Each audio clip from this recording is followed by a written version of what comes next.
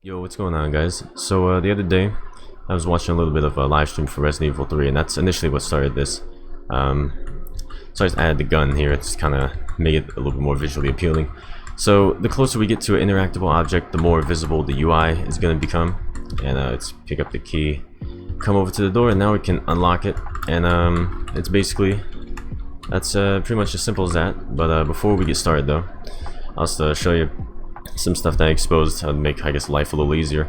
Of course, I said if the door is, of course, unlocked or not. The channel, I guess, like the type of, what's it called, what type of key can open certain doors. And of course, the object name, which is kind of tied into this initialization function, which is basically just, editing some of the UI components. Well, I guess the text of the UI. And that's pretty much it. So without further ado, let's get started. So first things first, if you haven't done it already, go to Edit, Project Settings, and down to Input. Obviously I just already have some pretty basic input set up, but the most important thing is the action mapping. I set mine to Interact and E. For the key binding, obviously you can set yours to whatever you want, but with that out of the way, I'm going to first create a new character blueprint, BP_player. Alright. Open this up and add a camera component and tick the use pawn control rotation. Right, go into the event graph, and I'm just going to be setting up some initial input.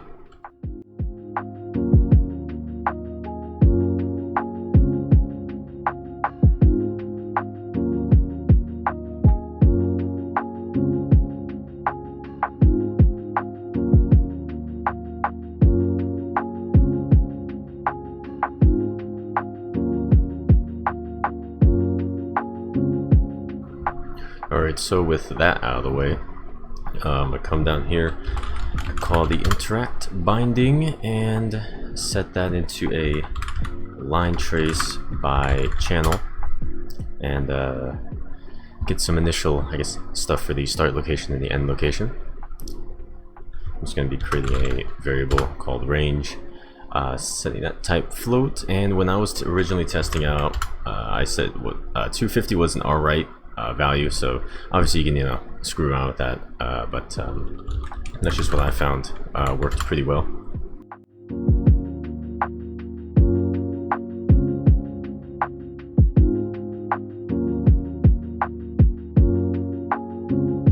Alright, so next I'm just going to pull out from the line trace, and I'm going to put that into a check.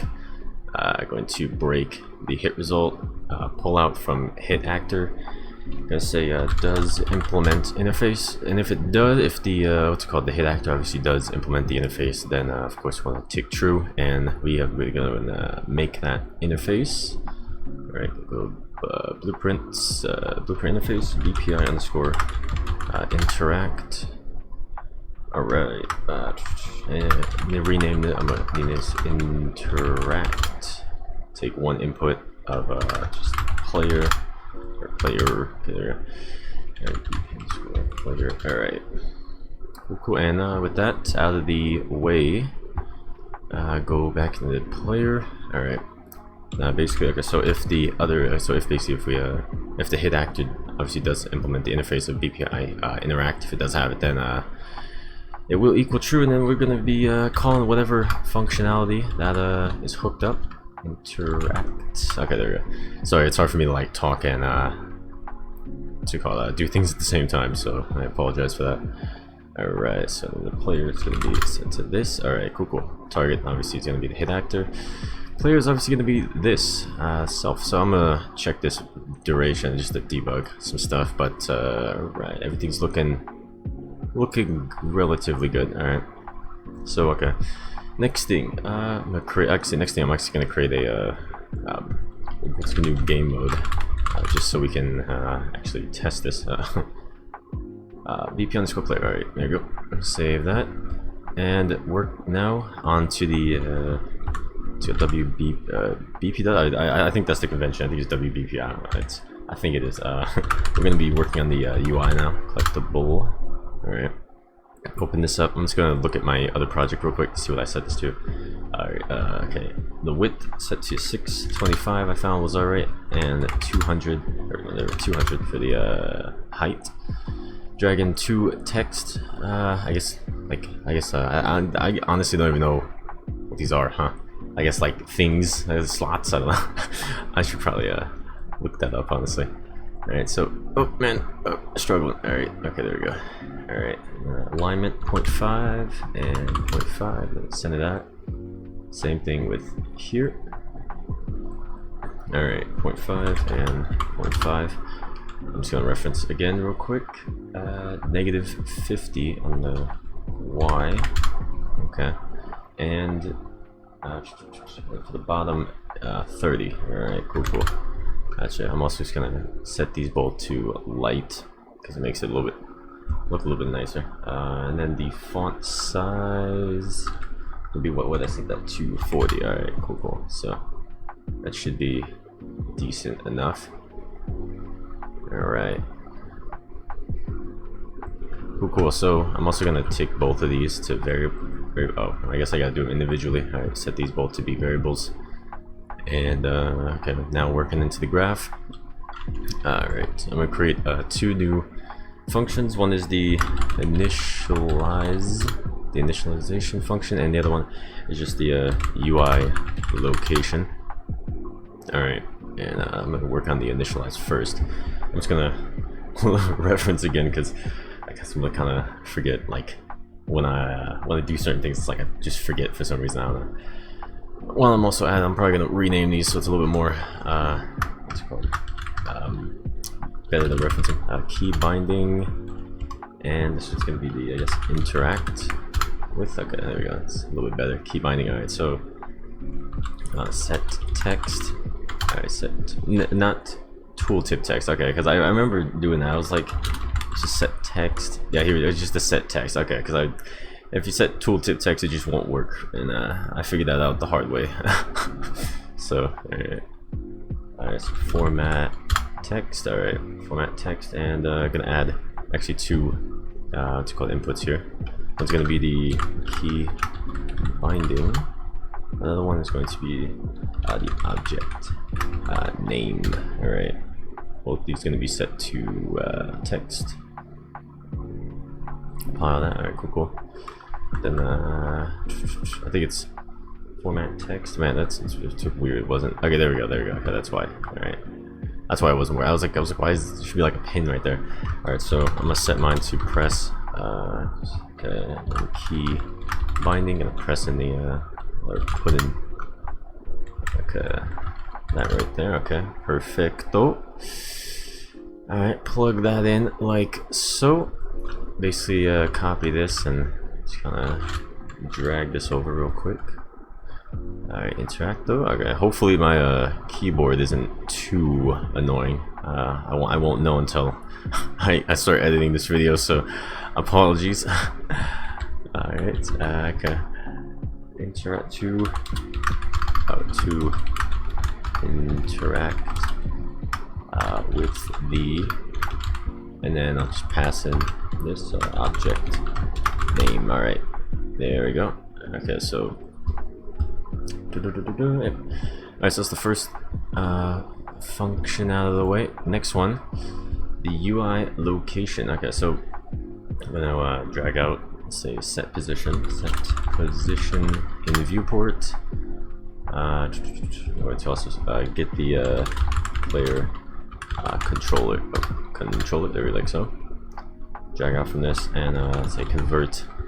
It was convert world location to screen. Okay, location, gotcha. Now I'm just drag that in like so, plug that in, and bam, you're basically good to go. Okay, so just gonna make sure everything is all set. Oh yeah, and the biggest thing, okay, in the event graph, it's the under the, okay, gotta bring up the event construct again.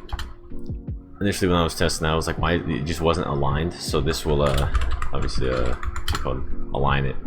It's basically the same thing for the text. I'll get to that in a sec. 0.5. Obviously it's kind of the same thing, like without this, it just kind of looks off and it's just weird. So that's basically what this is doing. All right, so next thing gonna be working. Wait a sec, let me okay, fix my earbud there. All right, Next thing, gonna be working on the key, or I mean, really, it could be anything, but in this case, it's just gonna be a key. So create actor class. And then the setup that I got was alright, was the scene component, static mesh component. Okay, that's static mesh component. The scene component, and two sphere components or collisions, or however you wanna. Same one is going to be the actual collision, and the other one is going to be the detection. Alright, so then the collision, I'm just gonna set this to custom and set to all this to ignore except for the pawn. I'm gonna overlap with that, and what's called visibility in the camera set to block, and that'll make sense. It's basically for the line trace, because that took me about an hour to figure out. That was fun times. Fun times. Alright, so next thing, okay, so I'm just referencing the size real quick, okay, because I don't want to, you know, waste too much time, or I guess waste you guys' time, because, you know, time is valuable. Okay. Alright, I'm just gonna rename this to UI location. I'm gonna just bring in maybe like a cube real quick, just something small, just to kind of demonstrate this. Shrink that down. Alright, and okay, let's head into the event graph. Alright, and on first thing, before I guess we get started here, go up to class settings and go to the interfaces tab, add interface and BPI interact. Alright, so now we can call this event interact, and basically just pull off from this, make sure it is valid.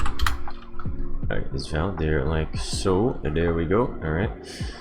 Alright, oh yes, that's right, okay. I was looking over at my my other project. I was like, I knew I'm missing something.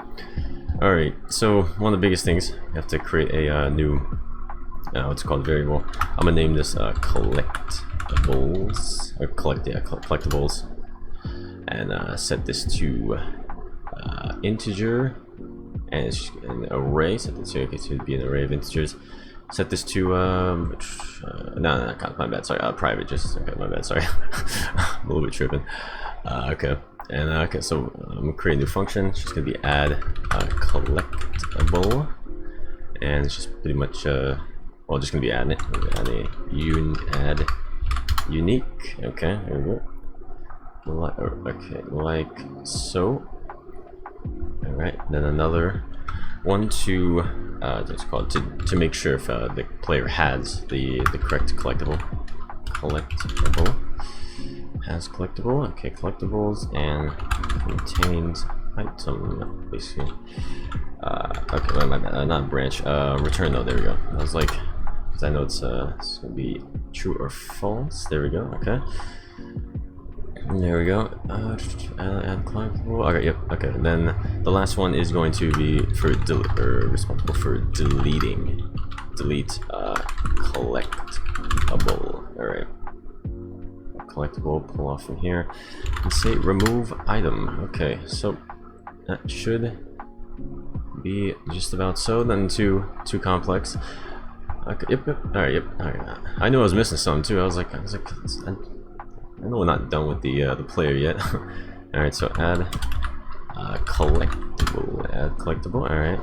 So if it is, of course, key add collectible, and we're gonna come down to a variable here. And I just kind of just named this channel because I mean that's kind of what it is. It's kind of like the type of you know, it's collectible it is. Or I guess which things it can interact with or not. So okay, this is gonna be instance editable. It's gonna be constant and it's gonna be private. Okay, so there we go. All right, then after that we're just gonna be destroy actor like so, and then I'm gonna get to the UI because like when so I'm gonna come back to this, but on the detection we want to begin overlap and a end overlap as well. Then you just want to pull out from that, cast to the BP underscore player, and if it is the other actor, then we want to set actor tick enabled. All right, set that to true. Let's go up here, set this to false by I guess by default, and I copy this down here because I'm also gonna set that to false when we end overlap. Okay, just kind of checking some stuff out. All right, and then okay, that's right. I was like, I know I need the it's called the reference to the blueprint widget. So on begin play, we're just going to create a widget, and that is going to be the it's called the collectible we made, and I'm also going to promote that to a variable just named UI widget, turn private. All right, and it's going to also call the initialize function there. I'll get to the key binding eventually. There, I might even make what's it called, like a edit to this video, because I might just do the key binding in the actual function, or the actual function. That'll probably be a little bit easier. But anyways, okay, object name. It's gonna be a what's it called? Not string. I meant to put text. Okay, there we go. So this guy disable. Okay, yep. All right, like so. I'm gonna drag that in and set that to object name. And okay, so now I can come back up here and I can grab this. I can set the render opacity. That's 0 by default. Okay, there we go. Set it by default. And we're going to add this to the viewport. Add to viewport. All right, let's clean this up a tad bit. All right, so then on end overlap, I'll just pull this a little bit forward. I'm going to it's called turn off event tick, and I'm also going to remove from parent, or remove the what's it called, the UI widget. That's it. My bad. Sorry. Okay. All right, there goes a little bit. Okay, just kind of trying to position that correctly. Okay, then on event tick, gonna slide this up real quick. Event tick. Going to come down here. Okay, event tick, UI widget, and going to convert to validated get. And for this valid, we're just gonna say we're gonna call the function UI location to just my earbud. All right, and this is where the scene component comes into place. So now we can just get the get world location, and we can basically just set it to that. All right, so let me just organize that a little bit. And also as well, I guess while I mention that as well, it's also important to set the scene component under the let's call it be a child of the static mesh, just heads up there. And okay, so next, that's right. Next, I'm gonna grab I'm gonna grab a reference to the detection. Going to get the sphere radius and get player controller. Okay, come over. Get player character. Okay, then get actor location, like so. All right, that's the location, and I'm going to get the distance between that and the detection. What's it called? Location. The world location. Okay. The detection sphere radius. That's for your component, I guess. My bad. We're gonna plug that into a map range clamped, and I mean I'm just gonna debug this, or print this to the screen, because it's probably just a lot easier to do that than it actually is for me to explain it. Okay, let's pull this out, and sphere radius. Okay, gotcha. So I guess it's the best way I can explain it. It probably won't make too much sense, but well, I guess that's why I'm gonna debug it, but or log it. My bad. Sorry. So basically, of course, the closer the character or the player gets to it's called the inner sphere component, or the collision, which is obviously the inner sphere component.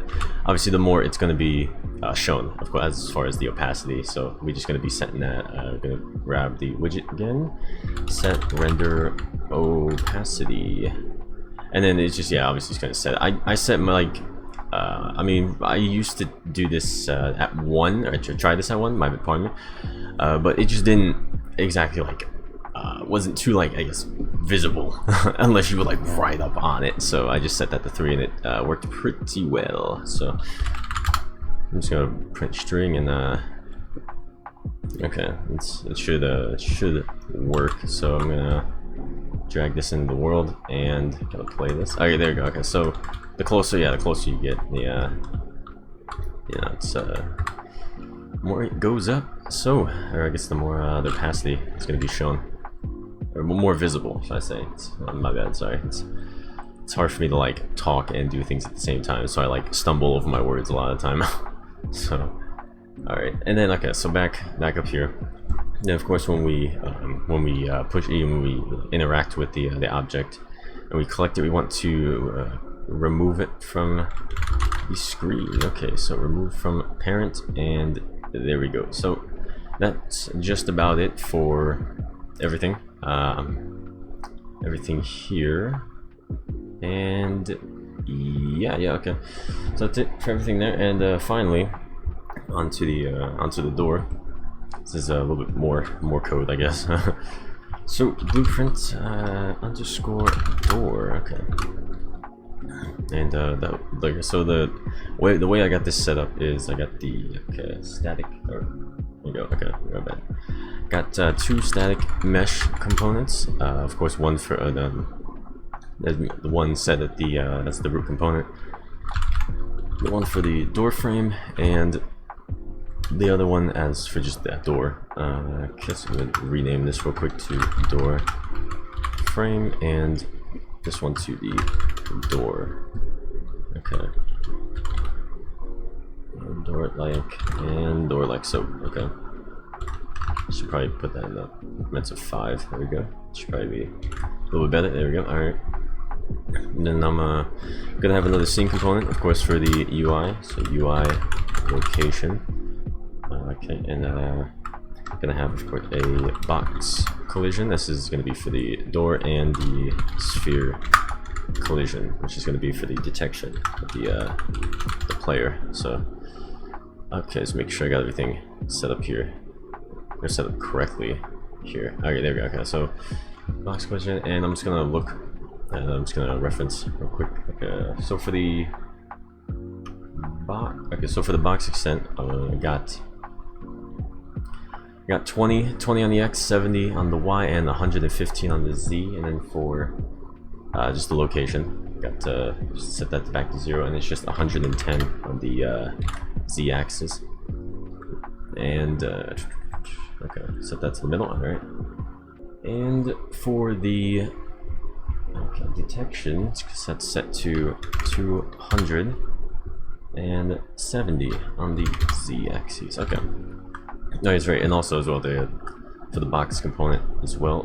Once you come down here, of course, custom ignore except for the player and the visibility and the camera. All right, so the way we can jump in. Oh, actually, my bad. That's right. We need to go and implement the interface again. Okay. All right, now we can jump in to this now. Okay. Alright, so first thing is first. Okay, well, I'm just gonna delete the act overlap. Come down here. Alright, so begin play. Create widget, just like in the key.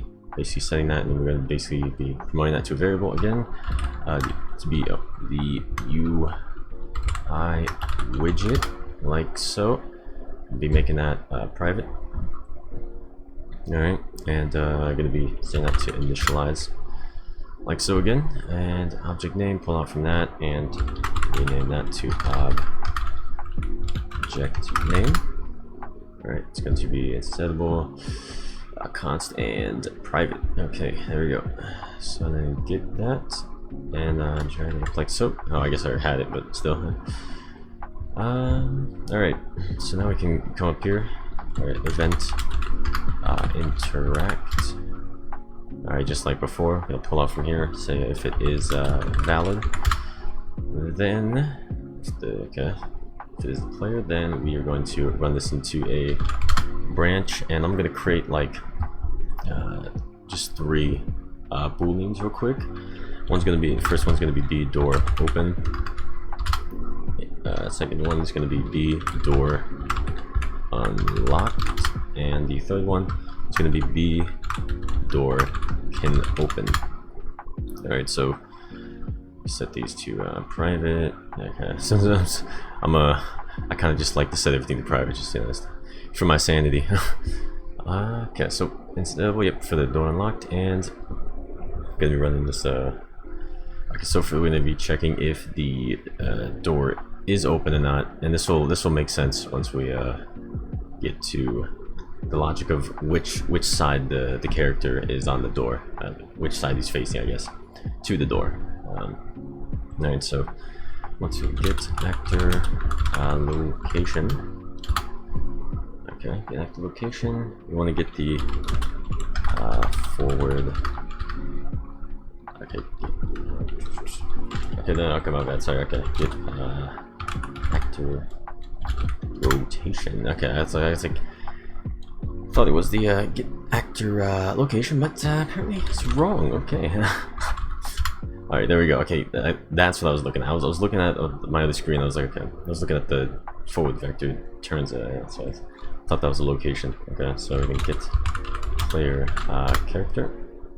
I'm basically doing the exact same thing, just returning the okay, actor rotation. Plugging that in. It's kind of a messy setup here, but you know, it's all good.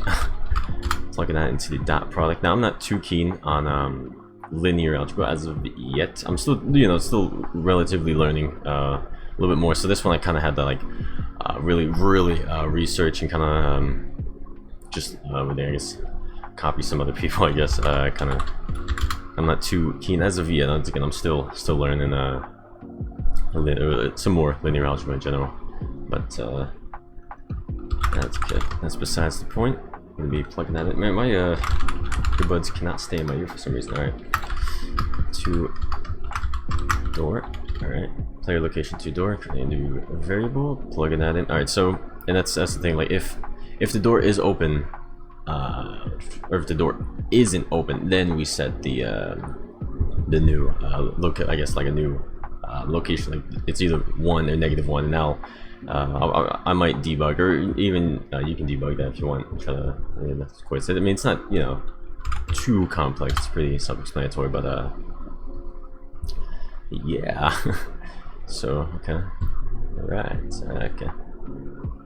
Alright, if we're gonna run this, and the condition was if the door is unlocked, and if a door can, or if the door can open, then plug that in like so. So okay, so if the door is unlocked, and also if it obviously can open, which I also might as well set that to true right now, because it can, because it's obviously it's obviously what's it called, not like in the motion of closing or opening or not. So now we're going to check if the door is open or not, and if the door is open, then obviously we're gonna close it, and then obviously I'll get to that right now. So we're gonna create a custom event, close door, and create another one called open door. Alright, and we're basically going to be setting okay, door open obviously to true, and setting close door, okay, open to false. Yes, okay. Okay, so then door can open, obviously we're going to be setting that to false, because alright, then we're going to be plugging this into a timeline like so. I'm just going to call this door animation like so. Okay, play from plug that into play from start and reverse from end. Alright, open this up, create a new float track, and say rename that to rotation. Alright, start a new key, zero this out, and add another one, set that to time of 1 and value of 90. Alright, I can make that like that. Okay, then kind of curve that out and set the length to 1. Okay, there we go. Close that out. We're going to be taking the door.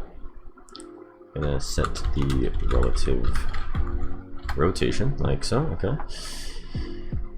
Pass in the update, split the pin and drag the rotation into the yaw. Like I guess I could debug that. Not debug. I keep saying debug.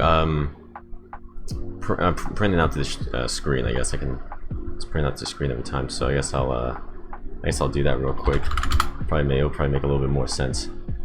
Wait, so I could probably print it out like so. All right. Because I'll obviously make some adjustments to the actual way that it opens, but that'll come in a bit. Alright, so then we can grab the UI widget and set the render opacity. Set the render opacity. Okay, set the render opacity to 1 and grab this again. Log that in like so, and set this to, or I guess when it is opening, set that to 0 so it cannot be seen. And yeah, okay, so then once it's finished, the door can open again, and we'll just pass that in like so, and that's pretty much it. Well, I mean for that. Simply okay. Adjust that real quick. All right. Okay, and right. Okay, that's right. But before I test this, I'm just gonna what's it called? Put these in so something will actually at least happen. So obviously, if the door is open, then we want to close it, and then obviously if it isn't, then we want to open it. So yeah, door open, false. Okay, yes, okay. So it's gonna oh, it's pretty far. Okay, right there. There we go. So huh. All right. Well, I should probably fix some stuff in here real quick. Probably would. Or I mean, I guess it is gonna. Log anyways. So I guess okay. So 1 right here. I guess if I can 1, and then it would be -1. So that's basically how we get the load, or I guess the which side the player is facing to the door, and so that's we'll let the door know which, or I guess the blueprint. I guess coordinate it with blueprints to basically tell it which way to open. So that's kind of what that does. Basically wrapped up in a nutshell. The door unlocked. Okay. Good. Okay, so we'll come back down here. I want to multiply this by a integer. Drag that out like so. Okay, and that's the thing. Like that's kind of where this comes in. So it will only set a new value if the door is closed. So that's it's open. Yep. So and drag that in like so. Okay. So now it will just open accordingly, depending on where the player is. So let me just come over here. Right, bam. And then yeah. So there we go. Yeah, that's kind of the gist of that. All right, good stuff. Okay, I'm gonna pull out from here, and well, first I'm gonna pull out from the character actually, and say if the character, if he does have the correct collectible or not. Then if he does, then run another branch, and so, okay, so the item to find, which I'm just gonna set the channel just before, like we did in the key, to make sure, or just I guess to kind of see which, I guess what can be opened by what, like const tip. Instead of private. Okay, my bad. As again, I was like kind of getting tripped up by my words. It's hard for me to talk and do things. Oh, the struggles. Okay. All right. Then, of course, if the character does have it, I'm just gonna organize this real quick. Pull out from here. Then we just want to delete the collectible. All right. Okay, like so.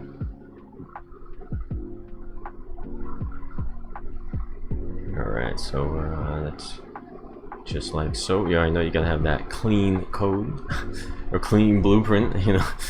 Alright, remove collectible, just deleting that, and door unlock. Okay, so resetting the door unlocked to true, and going to we're going to open the door. Yes, okay, and like so, and that is I think a wrap for that. There, yep. Okay, and then I think the final parts is really just the event tick, and that was kind of the exact same. Well, this is kind of just basically the exact same thing as we did before in the key validate get. Okay, get the UI, call the UI location. Get the UI location. Sync component. Get the world location, like so. Pass that in, and it's basically the exact same thing as well for getting where the player is in the sphere component. Oh yeah, well I mean, okay, never mind. Okay, I was wondering. Okay, so that's right. We still have begin overlap and the on end overlap. So of course on the on begin, we want to cast to the player, and if it is the other actor, then we want to set actor tick enabled. Okay, like so. Come up here, class default, and set that to false by default. And we want to add the UI to the viewport. Alright, there we go. So basically, okay. And we want to get here, and let's say remove. And so then on end overlap, we basically want to remove the what's called the UI, and we want to what's called set actor tick to false. So that should be good to go. And okay, and yeah, so now the final thing is just the event tick here, and that's just basically pretty much the exact same thing as the last time. So basically getting the detection, get the sphere radius, okay, sphere radius, and get the player character, get actor, okay, get actor location, yep, and get actor location, and get world location, like so. Alright, cool.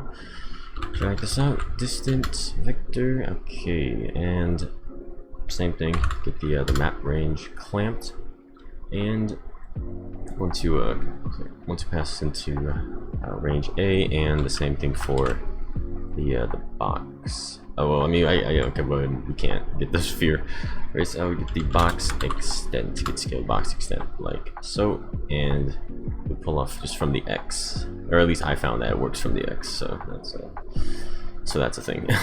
So okay, then we get the UI widget and set render opacity. So opacity, and set that to the render opacity. Yes, okay, like so, and that's pretty much it. I think that's it. Okay, so I mean, besides the key binding, but I'm pretty sure I made a post edit, or at least I will. At least this is a good note to self that I will. So okay, first off, I'm gonna make the player camera a little bit higher. Okay, there we go, like so. Okay, so there we go. Okay, I think I know why. It's because the UI location is right there. Yep, that's what I thought. Okay, so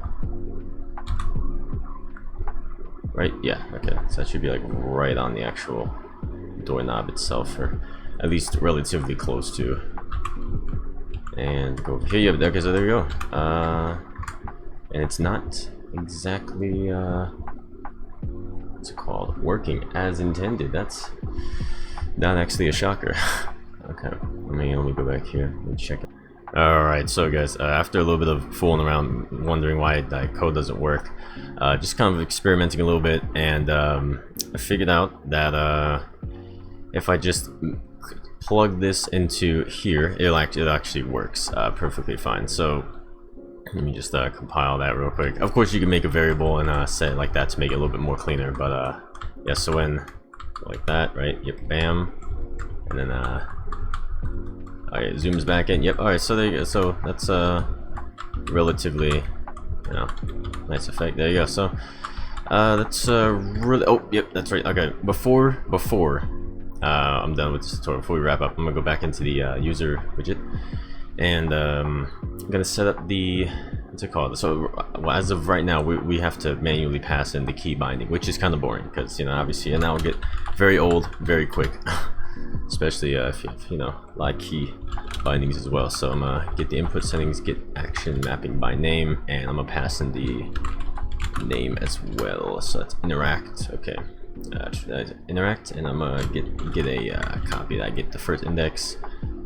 Move this back a little bit, and I'm going to break the action input mapping. Drag out from the key, get the display name, okay, and plug that in right there. Delete the key binding section right there, and that should just about be good. I think